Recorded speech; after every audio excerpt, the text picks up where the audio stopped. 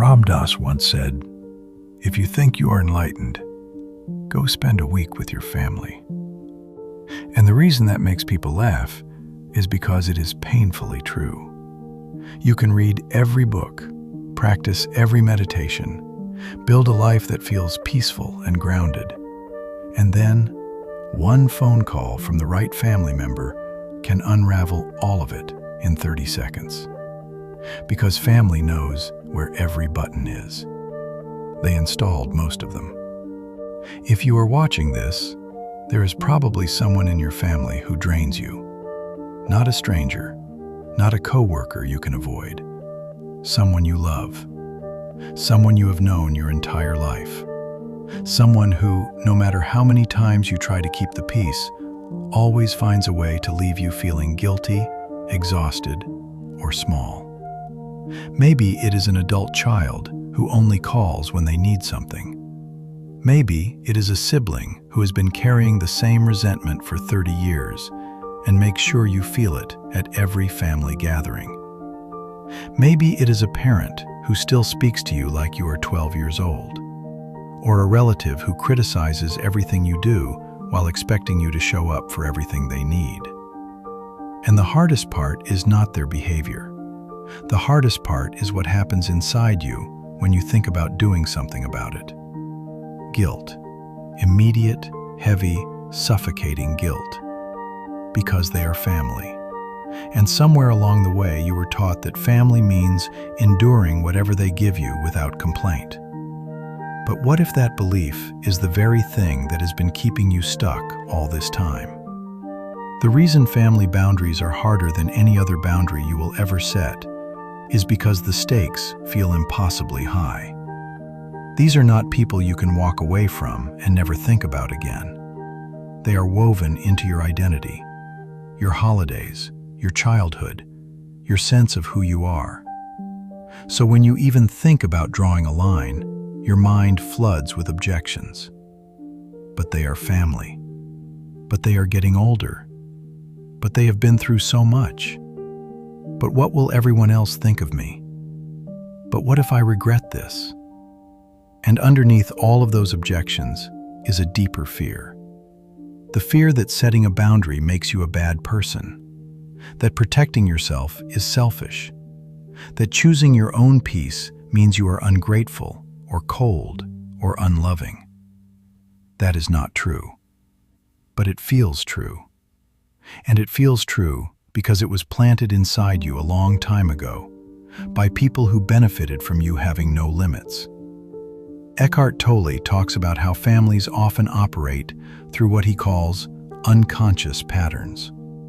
Roles that were assigned decades ago and are expected to stay permanent. The peacekeeper, the responsible one, the one who always gives in, the one who holds everything together while everyone else falls apart. These roles were not chosen, they were inherited. And they are enforced not by written rules, but by guilt.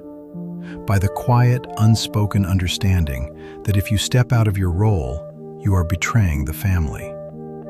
But Tolle says something critical. He says you cannot change an unconscious pattern until you become conscious of it. You cannot set a boundary you do not believe you deserve.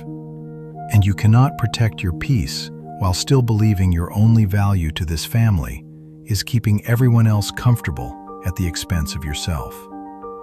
The first step is not a conversation with them. It is a conversation with yourself. And it starts with one truth that may be uncomfortable, but is absolutely necessary. You have spent years, maybe decades, putting everyone else's feelings ahead of your own. And it has cost you. Not just energy, not just time, but parts of yourself that you cannot get back unless you start choosing differently. Starting now. So let me give you 3 specific boundaries. Not theories, not affirmations you repeat in the mirror, actual words you can say. Starting with the one most people avoid. Boundary number 1, the honest conversation. This is where you tell someone directly, clearly, and calmly how their behavior affects you. Not in anger, not in retaliation, not after a blow-up. In a moment you choose, on your terms. Here is what it sounds like. I love you, but when you speak to me that way, it hurts me, and I need it to stop. That is it. No long explanation, no defending yourself, no apologizing for having feelings. Most people avoid this conversation their entire lives because they are terrified of the reaction. And I want to be honest with you. The reaction may not be good. The other person may get defensive. They may deny everything. They may turn it around and make you the villain. But that does not mean the boundary was wrong. It means the boundary was necessary. Because a person who reacts with rage when you calmly say, "This hurts me," is proving exactly why the boundary needed to exist. You are not responsible for their reaction. You are responsible for your honesty. And after decades of swallowing your truth to keep the peace, your honesty is long overdue.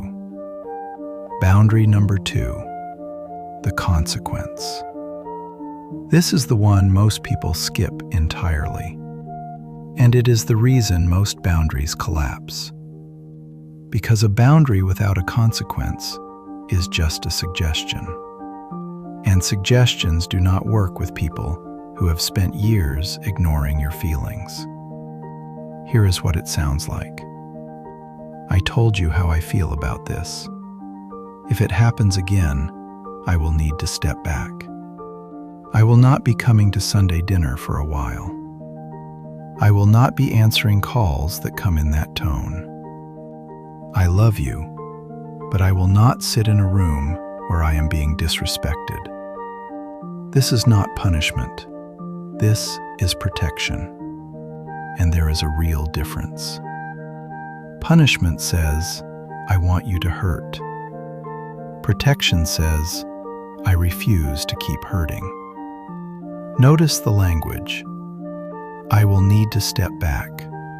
Not, you made me do this. Not, you always ruin everything. No blame, no attack.